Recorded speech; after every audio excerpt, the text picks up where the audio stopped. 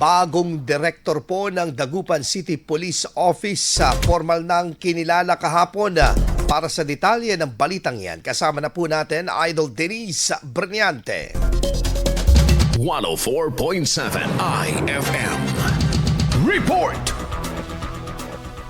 Noong Enero 26, isinagawa ang pormal na turnover ng pamumuno sa Dagupan City Police Station. Pormal ng kinilala si Police Colonel Arnold Solomon bilang bagong City Director ng Dagupan City Police Office ay sinagawang turnover ceremony kahapon. Sa naturang seremonya, opisyal na ipinasa ng dating City Director na si Police Colonel Orly Pagaduan ang pamumuno kay Police Colonel Solomon. Dumalo sa okasyon ng PNP Regional Director ng Police Regional Office 1, ang Provincial Director ng Pangasinan, iba pang opisyal ng lokal na pamahalaan at mga kawani ng kapulisan. Ayon sa kapulisan, inaasahang ipagpapatuloy ng bagong City Director ang mga umiiral na programa at mga hakbang para sa pagpapanatili ng kaayusan at kapayapaan sa lungsod ng Dagupan. Kasama mo mula rito sa IFM News Dagupan, ito si Idol Denise Brillante Tatak, IFM.